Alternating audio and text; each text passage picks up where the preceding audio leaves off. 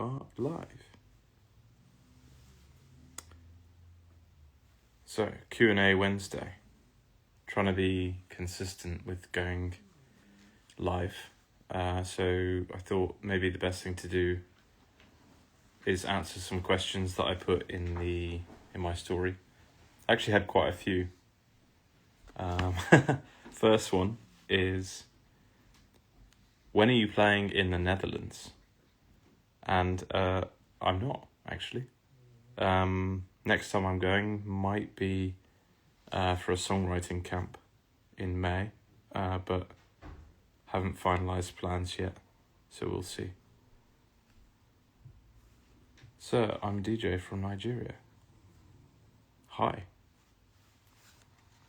Hey, what's up, guys? So if you're just tuning in, I'm doing this thing called Q&A Wednesday. Starting it today. Let's hope it's going to be consistent. So I got asked a load of questions. First one was, when are you playing in the Netherlands? And I'm not, unfortunately, but I might be doing a songwriter camp. Hey, what's up, guys?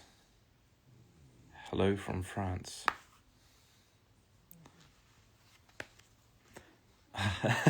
Next question. Collab with Hardwell when? That would be a dream collaboration, that's for sure, but unfortunately nothing in the works.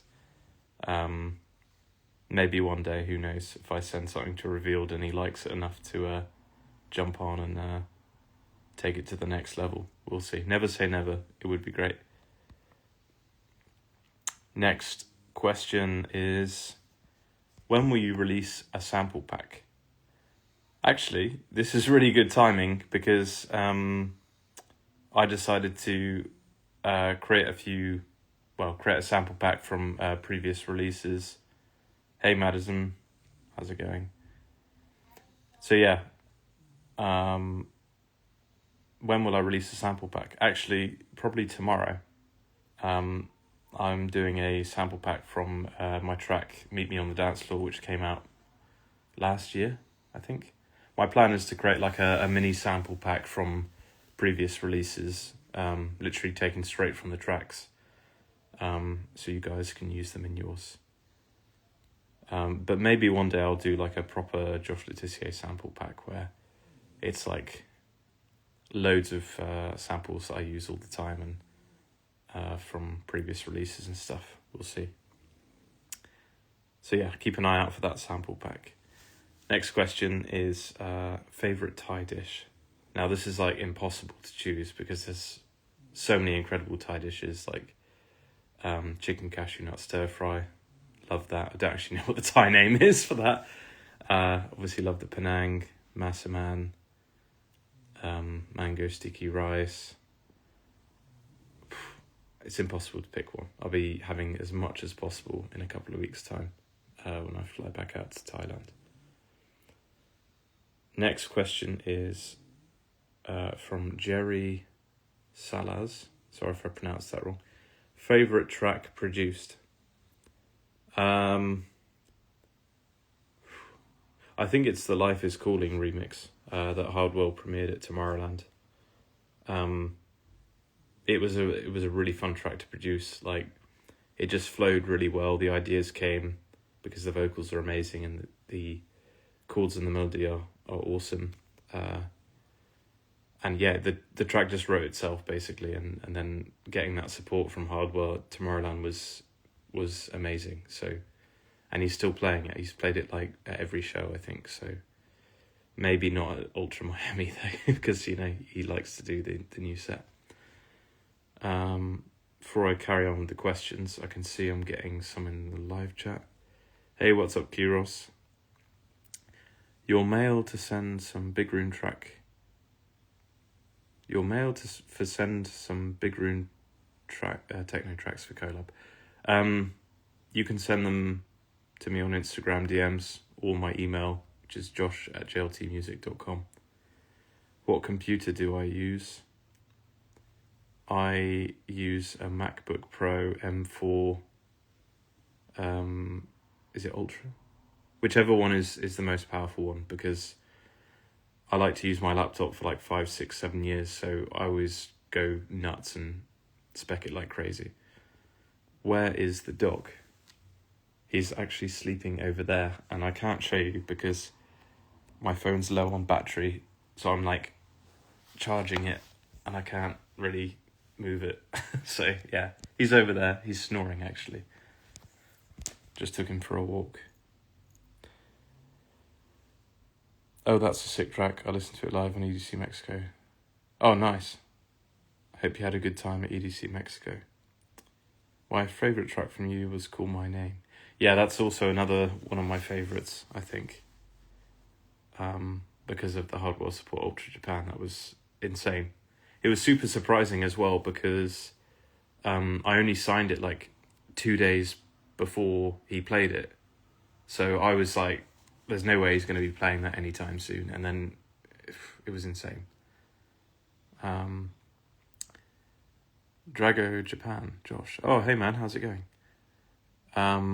Next country you want to visit and play at?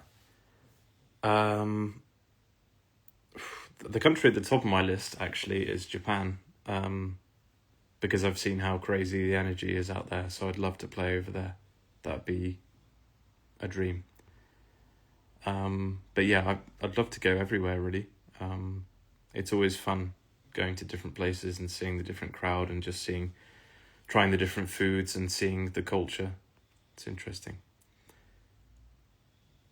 If I send you an idea from a track right now, would you listen to it? I don't have a way of listening to anything right now, but for this Q&A Wednesday thing that I'm going to do, I can try and find a way of listening to tracks live, but I won't be able to do it now. But just send me a DM. Thanks, Stemma. Appreciate that. Right, next question. Are you up for collabs? Yeah, always open to it. Just send me an idea, and if it's something that I like, then yeah, I don't see why not.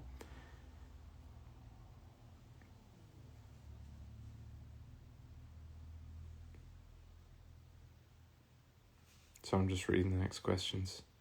How is Parker? He's good. He's snoring. We just took him out for a walk, and I'm charging my phone, so I can't show you right now. If you come to Japan, I will attending. You please text me.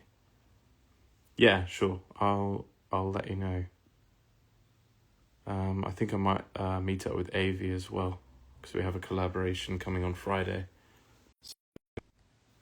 Sorry, I had to increase the brightness on my phone.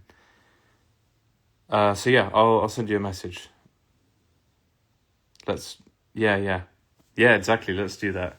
Have a drink with Kohei, Avi, Vivid, and you. 100%. There's a chance I'll come to Tokyo in April. I'm thinking about it because I have a few days between my birthday in Thailand and then Songkran, so I might pop to Tokyo for like 4 days or something. So I'll let you know. Should be fun. Never been to Japan, so I'm really curious to see what it's like. It looks awesome. Are you playing in Guernsey? I'm not playing anywhere regular in Guernsey because there isn't really a scene anymore, which is a real shame. I used to play every weekend over here for nearly 10 years. That's kind of where I learned the DJ skills and reading the crowd and just being involved in that scene and environment. But I don't play anywhere regularly anymore, unfortunately. But I am playing Guernsey Festival. Actually, I'm headlining Guernsey Festival this year. The dance tent should be really fun. Last year it was a blast. Really looking forward to it. And I'm going to record a live set this year as well. Because last year I just recorded the audio. But this year I'm going to record the video. So that way everyone can enjoy it online. Because it's interesting, I still get sent a few messages from people who've actually watched the live sets on YouTube, which is really cool to see. Plus it's something nice to have on in the background for like house parties and things. Thanks, Jerry. Really appreciate that. We have a collab with Kaza, and I think it's a huge track ID. I send you via DM for your feedback. Yeah, send it over. Like I say, maybe for the next Q&A live session, I can listen to tracks live, but I won't be able to do it this time. I don't have the setup, but I'm going to try and set up this Q&A Wednesday on Instagram, TikTok, and YouTube, because I have quite a big following on YouTube, and it'd be good to get this content out as well. How did you design the main lead sound in Life is Calling remix? Any preset used, or is it a sample? It's a preset from a revealed bank, I believe. I can't remember which one. I'd have to check. But yeah, maybe in future live Q&A lives, I can actually have Ableton open and check these things for you guys. Hi, I'm Shyam, India. I recently started learning EDM music production from zero. What should I focus on first? That's a really tough one. Because when I started making music, it was like 2012, and there weren't even that many YouTube tutorials back then. There was only a few. But I think if I was to start again from scratch, I would probably use websites like edmtips.com, where they help you build a track from scratch. And then things like 78910.com, where like well-known producers have done start to finish tracks, and just following along and building tracks alongside that can be a really good way to learn. Because in the beginning, I know it's really hard, where you don't know even you don't even know what you don't know, if that makes sense. So yeah, it can be really difficult, but finding a good series on YouTube, like literally like a start to finish. I know Ollie James does some of those, and so does Ozgun. In fact, Ozgun did a how to make a Josh Tissier track on Monday, which was pretty cool. I never knew about it, never asked him to do it. He just did it and tagged me, which was insane. So yeah, special shout out to Ozgun. Like, really appreciate that. So actually, maybe you could check that out. Might be helpful. Thanks, Stemmer. Right, next question. Advice for new DJs. If I was to start over again, I'd probably get private lessons, because again, it's you don't know what you don't know. Or I think nowadays there's some actual like DJ courses. Whereas when I started in like 2011, 2012, there was hardly anything online. There was a few bad YouTube tutorials for beat matching and stuff, but yeah, it was difficult. So if you can get some private lessons, in most major cities they have DJ schools. A friend of mine is learning in London at the moment, and he's using London Sound Academy. And you get one-to-one lessons. Yeah, just that's a really good way to learn, I think. What mistakes do beginners make that I should avoid? I think buying too many plugins. If this is about music production, sorry. Yes, it is. Yeah, buying too many plugins. And I've done it, where you see like your favourite producers are using loads of these plugins, and you don't really need them in the beginning. And you don't need like 4 or 5 different saturation plugins or 4 or 5 different reverbs. You only need one, and you should learn one and always use that one to begin with. But yeah, back in the early days, I was just, oh, this person uses this, therefore I need it, and you don't. So yeah. Ah, here's Parker. He's woken up. Hey.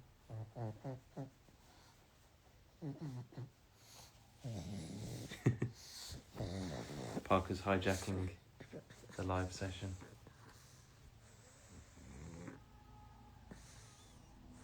No, he's just decided to sleep here. So yeah, that's how Parker is. Next question. For mix your layer, Sorry, question's gone. For mix your layer, you always use the same VST or every track will use different VSTs for layer mix? For mixing like synth sounds, I'm using mostly Nexus, Serum, Silent One, and Spire. Those are like my go-tos. And in terms of layering sounds, I like to use, say, one main sound from, say, Nexus or like a Spire preset, or Serum, especially Serum with Spire, not Spire, Splice. Finding a great preset on Splice for Serum as like the main sound, and then layering from there can be great.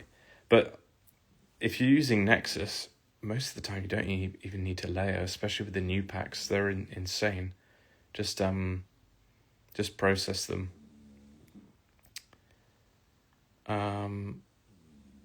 One of the best Big Room Techno producer at the moment, without a doubt. Can't wait for the new tracks. Thanks so much. New track coming on Friday, so check it out. Techno in My Soul, Josh Tissier, Kohei, and Avi. It's going to be a banger. Hey Nim. Next question. Favourite memory from Thailand? Lots of great memories from Thailand. It's a really tough one because I have some really great memories, but I think my favourite show over there was the Void Water Festival for Songkran last year. Thailand miss you. Yeah, 2 weeks. 2 weeks tomorrow, flying out to Thailand. Super excited. Favourite island in Thailand? Well, I've only been to 2. So, I don't know, Koh Samui was really good fun. Went there in November to play at Arc Bar. Phuket was great. Phuket's really big though, so it feels less like an island. Sorry, I've missed a question. And for mix the leads, what plugins use, process the layering. Things like Camel Crusher, OTT. I like to use Valhalla Room or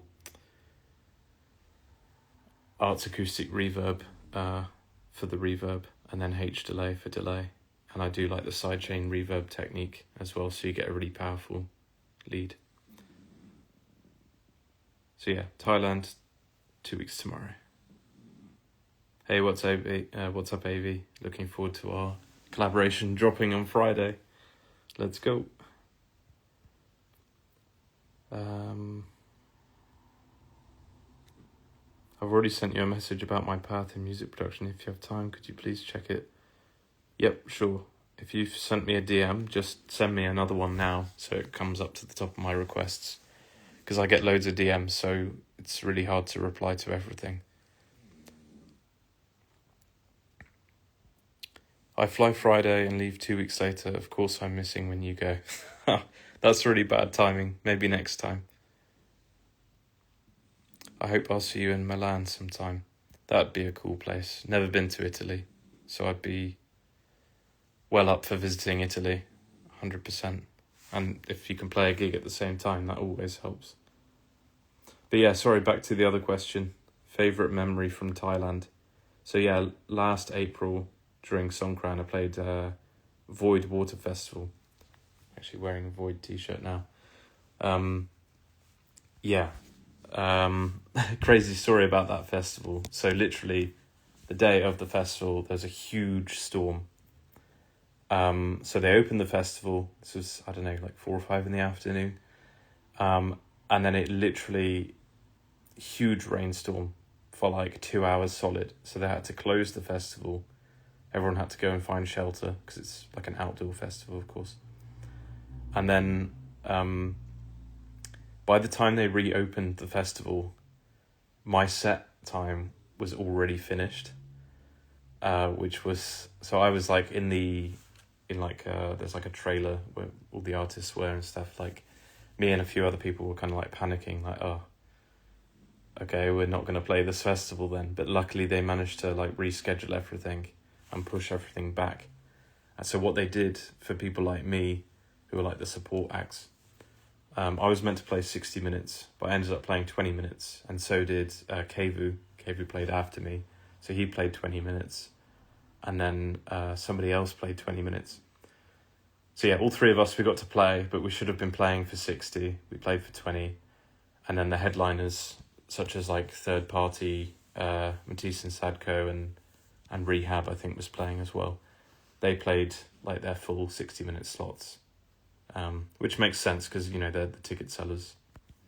But yeah, I was really grateful just to be able to play for those 20 minutes instead of not being able to play at all. So it was like the craziest, most energetic, sweatiest 20 minutes of my life. Actually, the live set is on YouTube if you ever want to check it out.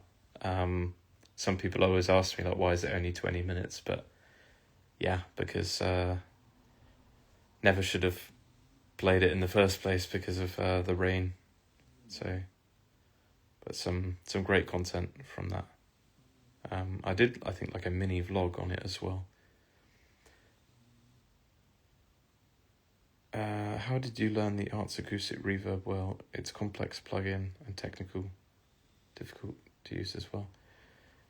Yeah, but it's still a reverb plugin, so it's pretty simple in terms of like the decay, the pre-delay, wet, dry, and then I just automate the dry and the wet based on the dry signal.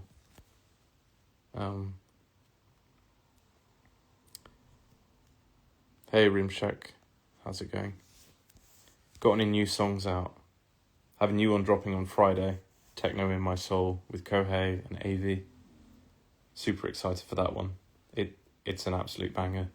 AV's been dropping it a lot. He sent me loads of videos. I've only dropped it twice, I think. Yeah, once in Void in November and once in Para in November. Which reminds me, I should go back to my live sets and cut some clips for the promotion on Friday. Actually, if you go to my Para live set on YouTube, you can find it if you want to listen.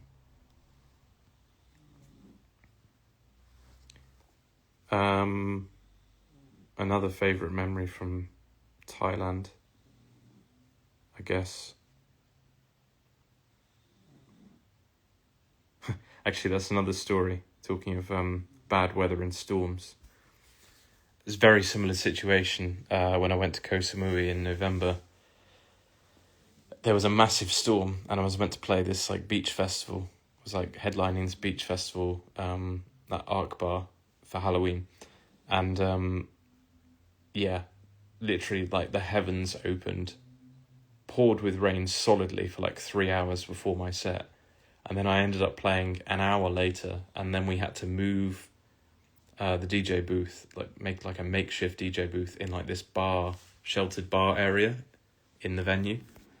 So what would have been like probably one of the craziest gigs of my life so far with like Halloween Beach Festival. Yeah, we were just playing in a bar for like 90 minutes. I mean, it was still fun, but yeah, it was just such bad timing with the weather. Could have been insane, but instead it was like, it was okay. But yeah, that's how it goes sometimes. When are you going to do a collaboration with Ollie James? Would love to. He's actually probably at the top of my list of a collaboration. Would absolutely love to. He's doing really well right now. His transmission cover with Maddox sounds really good. I like it a lot. I also like his track I Wanna Dance. It's a banger. His whole new sound is really sick. I miss this type of live streams. Back in the day, everyone is doing it. Hope you're doing well, Josh. Thanks, man. I'm going to try and do this every Wednesday. I'm going to do Q&A Wednesday. A bit like Pastry Thursday, but no pastry, so nowhere near as good. So yeah, I'm going to also try and set it up so I can live stream this on TikTok, YouTube and Instagram all at once, but I haven't worked it out yet. I think it'd be worth doing it.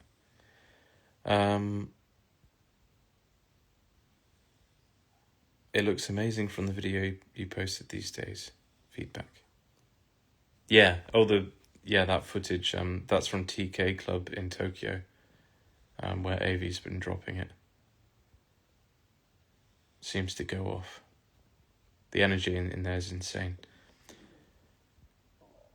Just out of curiosity, at what age did you start making music? Did you go any private courses, or did you teach yourself? So, going to be 33 in less than 3 weeks' time. I started making music when I was 19 in 2012. And back then, there was like hardly any tutorials online. Yeah, it was really tough. There was a few YouTube tutorials, but there weren't any like online courses or, you know, those YouTube shorts that you see that just teach you all those tricks all the time.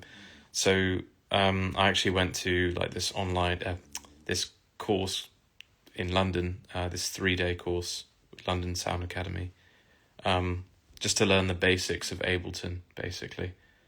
But like I said to someone in the chat earlier, I would do, I would, there's loads of courses now to like create tracks from start to finish, and there's loads of them on YouTube. Ozgon's just done one of how to make a Josh Tissier track, which was cool. So yeah, I just basically build a track whilst watching those start to finish YouTube tutorials, all those tutorials on like 78910.com. I think that's the best way. And in terms of private lessons, yes, private lessons are really good. Those one-to-one sessions can be very helpful. I've had a few in my time as well, and then they can really kind of show you what you're doing wrong. What is your favourite track of all time? That's such a hard question. It used to be Robin S, Show Me Love. I used to play that track every Saturday around peak time at my local club, and it just always went off. It was like this kind of, just when the night was about to go crazy, I'd like play something like that. Oh, you can hear Parker snoring. Parker, doing a live stream.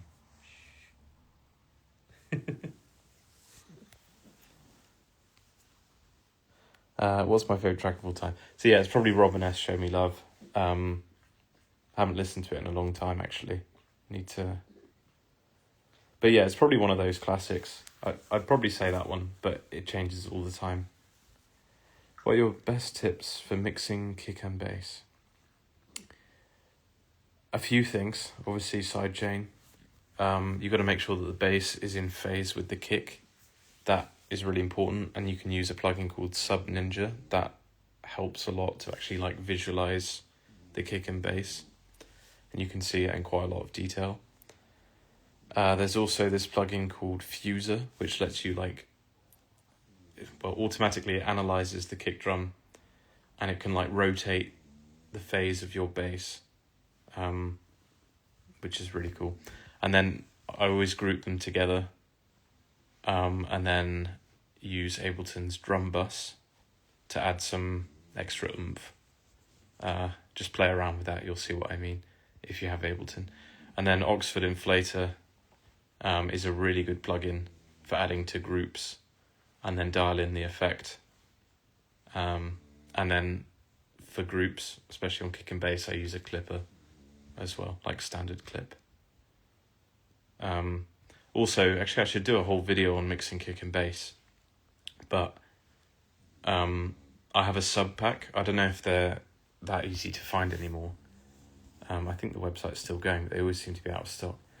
But yeah, I have a sub pack. I've had one since like 2018, and being able to literally feel the bass on your back because it's on my chair, that makes life so much easier for getting a balanced kick and bass. Like, game changer. So if you can get your hands on a sub pack, highly recommend it.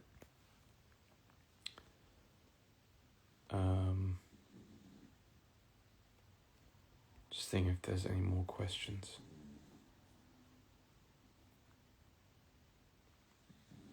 Don't think so.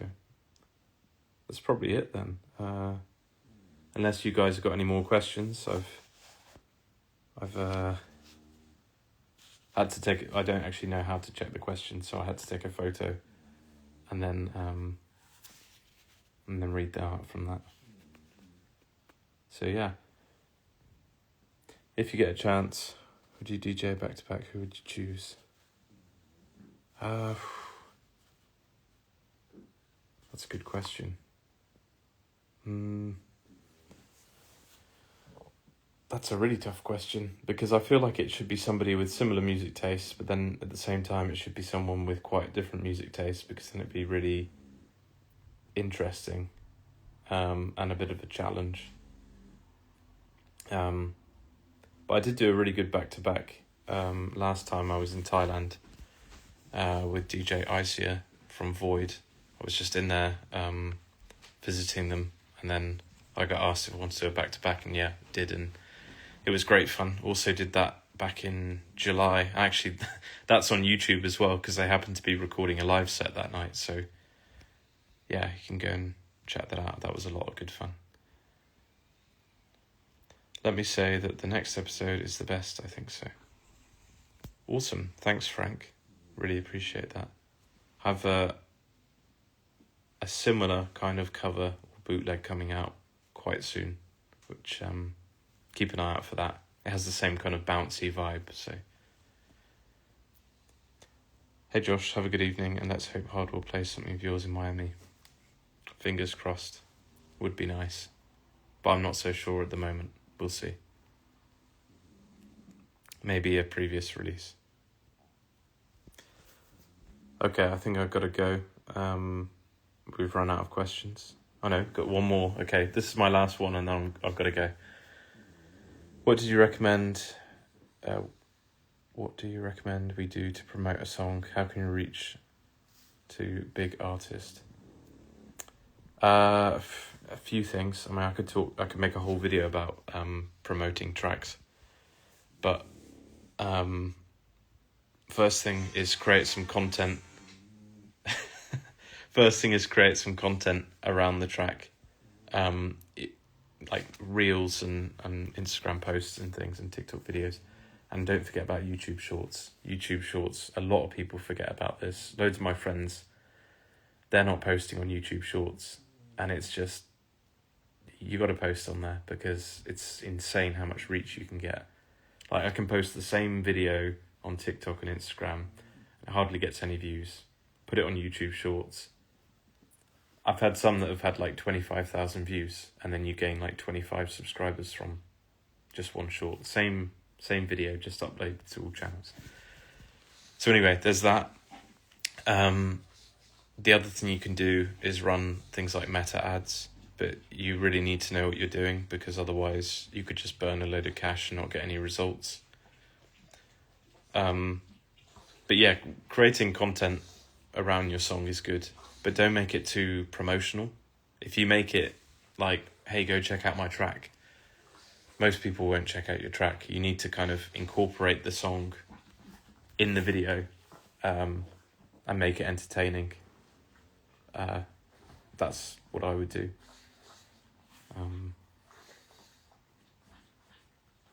And then just keep building it up from there, basically.